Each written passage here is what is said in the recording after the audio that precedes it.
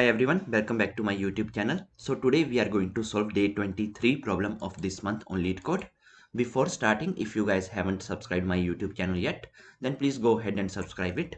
Now, without any delay, let's get started with today's problem. Problem number 1267. Count servers that communicate. Okay, so this problem is actually very easy. Okay, so I'm just going to explain you a few things, then you can, I think you can code it by yourself. Okay, it's very simple problem. So you are given a map of a server center represented as a m into n integer matrix grid. Okay, so see, grid is given to us. Okay, m into n. So if I draw this grid, so it is going to look like this, right? Here we have 1, then we have 0 here, and then we have 0 here, and we have 1 here. Okay, and this is nothing but my row 0, row 1, column 0, column 1. Okay, where 1 means that on that cell there is a server. Okay, so 1 means that there is one server here. Okay, so see here, there is one server here and there is one server here, right? And 0 means that it is no server. Okay, two servers are said to communicate if they are on the same row or on the same column. Okay, so see, this server, there is no other server in the same row, there is no other server in the same column, right? So this server can't communicate with any other server, right? Same way for this server. So there is no server in this column, there is no server in this row, so this server also can't communicate with any other server, so our output is going to be 0. Okay, two servers are said to communicate if they are on same row or on the same column. We have to return the number of servers that communicate with any other server, right? So very easy problem, right? So see here, this server, if you see, okay, so in the this row, okay, how many total servers are there? Just tell me how many total servers are there in this row. One server. Okay, how many total servers are there in this row? Two servers. Okay, done. Now tell me how many servers are there in this column. Two. How many servers are there in this column? One, right? Done. Until here, done. Okay, so now once this is done, so now you are going to iterate over all the cells one by one. Okay, so now first you are going to check if there is one server here. Okay, so yeah, there is one server. Then what you need to do, then you need to check whether there is any other server in the same row or same column for this particular server. So here in this, total sum was 1. Okay, from 1 you are going to subtract this server, so 1 minus 1, 0. Okay, so that means there is no other server in the same row. Okay, or you are also going to check maybe there is one server in the same column. So here total number of servers in this column is nothing but 2. Okay, and from 2 you are going to subtract this particular server, 2 minus 1, so you are getting 1. Okay, so this 1, okay, it is greater than 0. Okay, that simply means that there is one more server. Okay, there are some extra servers in the same column. So for this server you are going to increment the count as 1. Okay, done. Then you are going to move to this cell, there is no server, so you are going to do nothing. Then you are going to reach this particular server. Okay, and for this server you are going to check if there are any other servers in that particular row. Okay, so two total servers, 2 minus 1, if you do 1, yes, there is one server in the same row. Okay, so and if you want to check column, then you can check column as well. So from here, total number of servers in the column, 2 minus 1, so 1, so it is also greater than 0. Okay, so row is also greater than 0, column is also greater than 0 after subtracting this. Okay, so you are going to increment the count to 1 for this particular server. Now you are going to reach the here.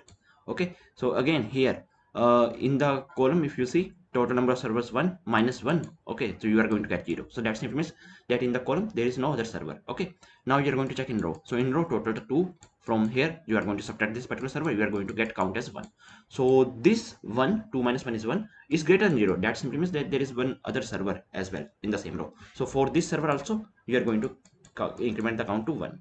Okay, so in the end total output is going to be 3, so 3 is the output. Okay, so we have to just find the servers which can communicate with any other server. Okay, so this can communicate with this server, this can communicate with this or this. Okay, so yes, this can communicate with this, so yes, this can communicate. Okay, that's it.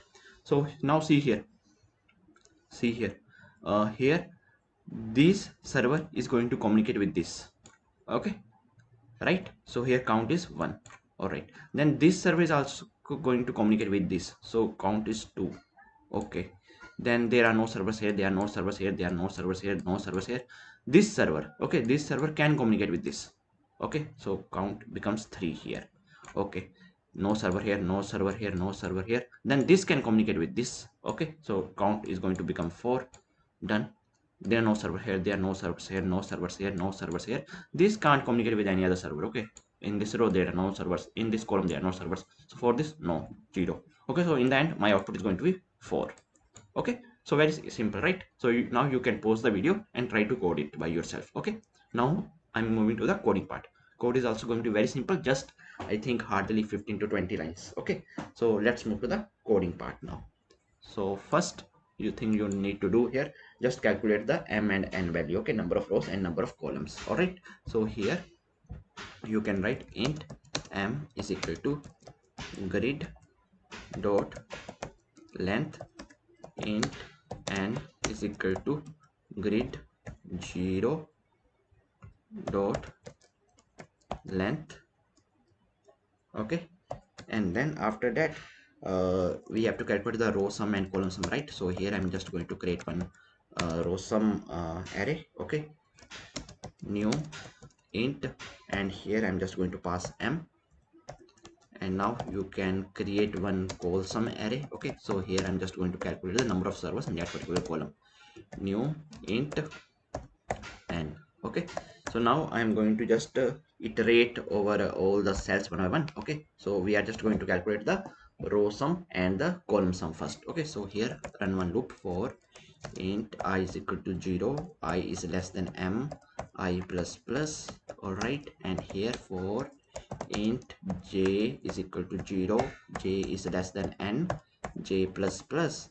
And here we are just going to check if grid of I and j, okay, if this value is equal to 1, then definitely there is one server at that particular cell. Okay, and definitely it is going to contribute that particular row sum and column sum. So we can simply update row sum. Okay, row is going to be row sum of I, and we are just going to increment the count, and call sum is going to be call sum of j. Okay, so definitely that particular server is going to increment the count in that particular row and column. Okay, so here we have to pass j and then just increment. Okay, that's it, done. Now then this is first pass. Okay, so this first pass ends here. All right, now second pass. So now we have to just calculate the count the servers that can communicate. Okay, so here create one variable int count is equal to 0. All right, and now here you can just simple copy this. Okay, we are just going to copy the loops. Okay, so for in this loop and this loop, and here I'm just going to check if there are server here, and then here I'm going to check one condition, that is nothing but row sum. Okay, row sum of I, okay, it should be greater than 1. Okay, if it is greater than 1, or okay, call sum, okay, at that particular column. Okay, if it is greater than 1, that simply means that there are more than one server, so they can communicate with each other, right?